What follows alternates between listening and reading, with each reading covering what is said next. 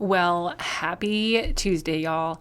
I have a really down and dirty episode for you today, all about how to write better titles that get more clicks. Now, it doesn't matter how great your content is if you can't get people to click the link and either read the blog, listen to the podcast, or watch the YouTube video, then it doesn't matter how much work you've put in, how much helpful stuff you've put in there, like the free value. None of that matters if you can't get people to click the link because your title is poop. So get ready to take some notes. I'm going to walk you through 4 tips to write better titles that get more clicks, all right? Hey there, fellow entrepreneur. Welcome to Simple SEO and Marketing with me, Faith Hannon. Do you want to grow your business with organic marketing and finally feel like you can understand SEO? Are you scouring the internet for how to get more website traffic, SEO for dummies, and how to market on Pinterest? Have you tried to grow your business with SEO and blogging only to get frustrated and quit because it's overwhelming and too time consuming? Been there. Hey, I'm Faith Hannon, Jesus lover, copywriter, blogger, wife, wrangler of tiny humans, and barrel racer. And let me tell you, I didn't have time to waste sorting through SEO and keyword strategies that either didn't work or were so over my head I couldn't understand them. I honestly thought that SEO and blogging only worked for people with a PhD in tech jargon and a whole team of employees, until I learned these secrets. Good SEO strategies don't have to be complicated, and creating and marketing great content doesn't have to take more than a couple hours a week total. So pop in those earbuds, slam some coffee, and let's grow your business with simple organic marketing and a healthy dose of biblical encouragement along the way.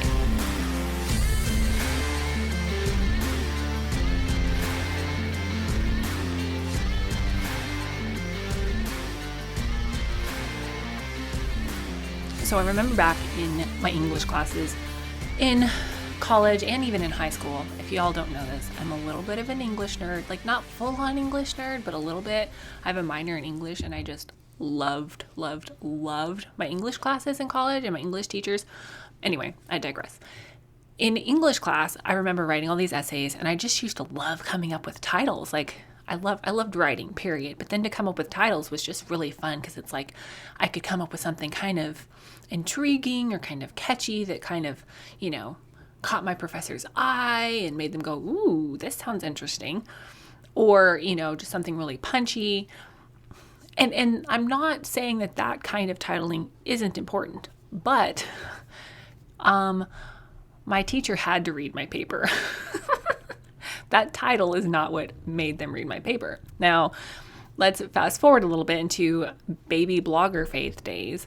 I would write blogs that were, helpful.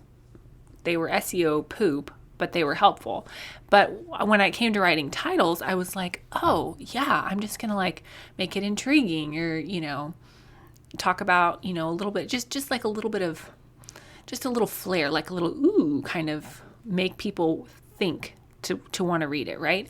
And that approach is not terrible in and of itself, but it can't be all you do, okay? It can't be your only strategy to titling something.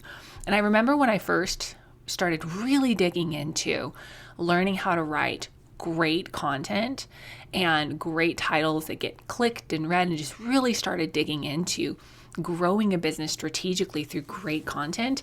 I remember hearing, I think it was Ashlyn Carter, say that you need to spend twice as much time on your title or your subject line as you do on the actual content. And I remember thinking, whatever, I can write titles. I don't need whatever. And I just kind of blew it off. But then the more I learned and the more I dug and the more I experimented, I realized, oh snap, you really do need to spend a good amount of time on your title. Now, I don't know that I think you need to spend twice as much time on your title as you do on the content, or even as much time on your title as you do on the content, especially when you learn to write content or plan your content the way that I teach, because I'll get into that more. But when you learn to write content strategically the way that I teach, then the titling portion is kind of integrated into that. So it's hard to say if it's like I actually spend, half as much time on my title or just as much time on my title or whatever. But why are titles so important? Well, because if people don't click on your link, they never consume your content. Now, whether this is your podcast title, your blog title, your YouTube video title, or even your email subject line, because let's face it, that's essentially a title, right? If people don't click on that, then you can never serve them with your content. You can never grow your audience. You can never, grow your business using strategic content, all the things. So titling and learning how to title really, really well is imperative for the growth of your business, okay? Now, there are tons of SEO reasons why titles are important, but for the purpose of getting your stuff read or listened to, you've really got to reach the person. Now, I teach how to title for SEO purposes.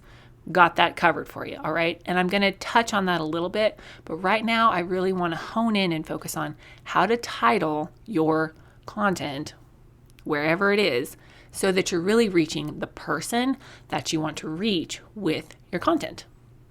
Also, y'all, if it sounds like I picked up smoking, I did not. We're just in the middle of a dust storm here in middle of Nowhereville, Oklahoma, and our skies are brown. So it's not love is in the air, it's dirt is in the air. I'm so cheesy. Anyway, 4 tips to write better titles that get more clicks, all right? Tip number 1 is this. Just tell them what you're going to tell them, y'all. Like, don't beat around the bush. Don't hem and haw around what this blog is going to be about. Tell the people what you're going to tell them in the content, all right? Tell them if you're going to give them 5 tips, 3 tips, 10 tips, 100 tips, and tell them what they're going to get out of it, okay? That goes right into tip number 2. Tip number 2 is what outcome can they expect? What is your promise for this piece of content? Now, what do I mean by your promise for this piece of content?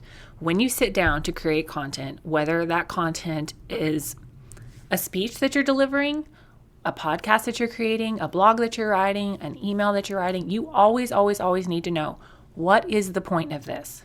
Now, back to high school English days and college English days, that would be your thesis, okay? But you need to know what the point of this content is. If you don't know, your audience is dang sure not going to know, okay? Now, I walk you through a lot of this in the bonus series back in episodes number 32 through 36. I walk you through the whole thing in depth in the course, The Organic Marketing Framework, which BT Dubs is for sale now. It's live. You can go buy it and jump on in and do the thing. But ultimately, if you don't know where you're taking your audience, if you don't know what outcome they're going to get, the promise that you're going to keep in them reading this content and doing this thing that you're telling them to do, if you don't know what that promise is, they are dang sure not going to know what it is, okay? Now, does this mean that every piece of content needs to solve every single problem in their whole life? No. And pieces of content that promise that, gosh, they're just, one, they don't do that, right? Like, I love you, but your blog and your podcast is not Jesus. Like, your one podcast is not going to solve everybody's problems, okay? Which is fine. But if you are approaching your content trying to solve all of the problems, you're just going to get nowhere, okay? I've actually heard one of my favorite quotes from Jess Connolly, who is a pastor at a church someplace back east, I don't know, has heard this quote, that she said that you don't have to get people around every base with every message, meaning you just have to get people a little bit closer to success, or you have to get them a little win with each piece of content. Now, or each message. She was talking about messages, her preaching. But I can relate this back to content. Now, when you sit down to create content, you 100% have to outline, but you have to know what outcome are people going to get out of consuming this content and doing whatever you're telling them to do in this. And that needs to be included or part of your title, okay? Because if people don't know what they're going to get out of this, they're not going to read it unless they're your mom or your Aunt Susan. Now, God bless all the mamas and the Aunt Susans out there, but they are not the ones that are supporting our business, okay? Well, maybe, but you need to know the outcome that your client can expect or your ideal client can expect from this piece of content, and then work it into your title, all right? Now, tip number 3 to write better titles that get more clicks is you need to work within the parameters of your platform. Now, different platforms have different titling best practices. Now, for blogs, You need to stay within the 50 to 60 character range. Okay. For podcasts, there's not that much of a limit. Now, blogs will let you can write as long as a title as you want, but it's not going to be found. You can't see the whole thing in the search results. Now, each platform has different ideal character lengths and ideal and limits, and each audience has different needs, right? If your audience is one that they just need quick hits every single day, they need a 5-minute podcast, great. Your title should probably not be 3 sentences long. Just saying. Now, if your audience is one that they need in-depth articles and link to medical research and all of these things, like they need deep, very lengthy content that's going to serve them, then maybe you have a little more wiggle room in your title length, okay? But your title needs to work within the parameters of your platform and meet your audience's needs, okay? Now, the 4th tip I have for you today to write better titles is to be intriguing without being clickbaity. Please, for the love of all things holy, don't be clickbaity. Now, I'm going to get up on a little bit of a soapbox here about being clickbaity. We have all seen those articles and clicked on those articles that are like, hey, 5 ways to never get behind on laundry again, or never get behind on laundry again with this great tip. Can you tell I'm always behind on laundry? Mom life. Anyway, when you go click on the article and you read the article, and that's not at all what the article was about. Or maybe they touched on it for like a sentence and then they, filled your screen full of dumb ads or whatever it is. Like, please, please, please, please, please, please be authentic over entertaining. Now, I do believe that when you're creating content, you can be entertaining as well as helpful. But you need to be truthful and authentic before you think, is somebody going to click this? Now, should you be intriguing? Absolutely. Because if you're creating content around solving a problem, then it's easy to come up with something that's like, what is, quote, triggering? And I don't like that word a ton, but what's triggering, or what would intrigue somebody to read this? What problem do they have that's bothering them that I can solve with this piece of content, okay? Hey friend, I know you're trying to grow this business, but does it feel like it's not really going anywhere? Did you know that we can actually fix the back end of your business so that you have some great SEO? Did you know that we can repurpose your podcast or repurpose your blog and help you grow faster? Did you know that was even an option? If you're thinking, oh my goodness, Faith, that would be amazing, then head on over to faithhannon.com/coaching or click the link in the show notes. In just 1 hour of your time, we'll get you a marketing plan in a box with the exact keywords that you need to be going for, how and where to implement them, and at least 3 months of SEO-focused content planned out for you. Let's get your coaching call on the books right now and get your marketing strategy headed in the right direction. Spots are limited, so don't wait. And I cannot wait to help you finally get the breakthrough you've been waiting for and jumpstart your business dream back to life. And I'm going to throw in a bonus tip because I just can't not. You have to include your keyword focus for that piece of content in the title. Why? Because search engines are looking for keywords, right? Now, if I've got a whole blog about how to not lose your socks, Faith, because you're terrible at that, or something like that, how to keep track of tiny human socks in the dryer so they don't get eaten. If I've got a whole blog around that and my keyword focus is kids socks, but I don't use that in the title, I'm never going to get found for that, right? You have to use your keyword focus in your title. Now, there's a whole strategy behind that. And I teach all of that in the Organic Marketing Framework, where you learn how to get more leads organically using your website. But for the free purpose of this podcast, and because I want you to walk away with some valuable information, always include your keyword title or your keyword focus in your title, preferably towards the front. Okay, that's your bonus tip. Now, I'm going to give you some title examples because I want you to kind of hear this worked out. All right, now let's say that you are you're a fitness trainer and you have, an online program. You mostly work with postpartum moms.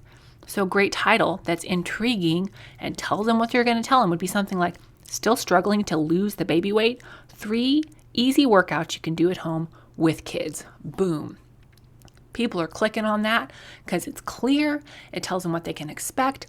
You need to work within the parameters of whatever your platform is, but that's intriguing without being clickbaity too. All right, here's another example. 2 ways to make more money in less time in 2023. Boom. That's money, baby. Now, you told them what it's going to be about. It's super, super clear. And it's short. It's to the point, all right? People that are looking for ways to make more money in less time, they don't want to spend 45 minutes reading a blog, okay? Now, another one.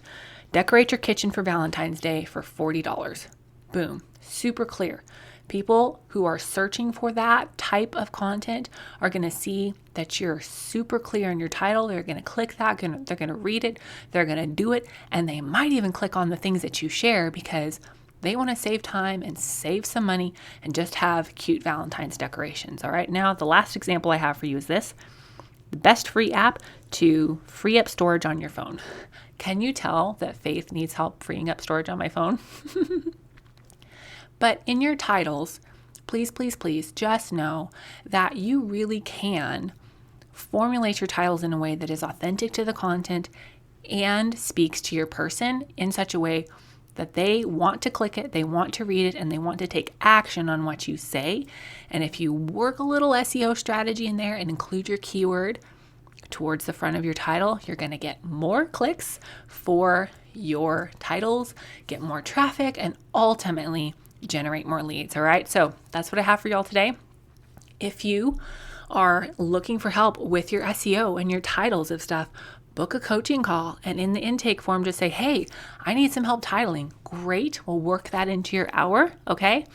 And if y'all missed out on jumping into the organic marketing framework, please just jump on in. You can go through it by yourself, not in the group anymore, but you can go through it by yourself and really learn how to get more leads organically using your website.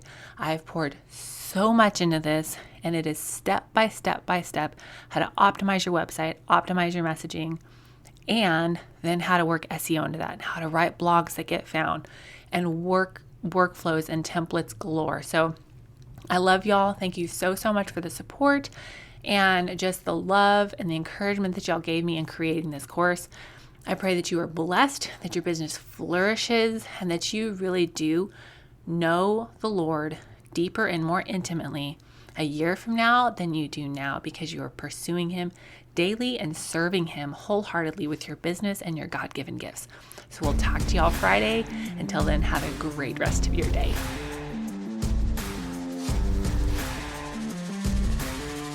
Thank you so much for listening in today. Hopefully this episode gave you some really tangible tips for better SEO and marketing to get more leads and more sales from your website. If it did, can I ask you a quick favor? Would you please share this episode with a friend and then just take 10 seconds and go leave a written review on Apple Podcasts. That is the very best way to help more Jesus-loving entrepreneurs scale their businesses so that they can help more people with their gifts and make an even bigger impact for the kingdom of God. And guess what? We now have a Facebook community where we can learn, hang out, and laugh. Go join the Facebook group now. It's linked in the show notes. And all the other things, courses, coaching, and copywriting can be found at my website, faithhannon.com. Until next time, God bless, and I'll talk to you soon.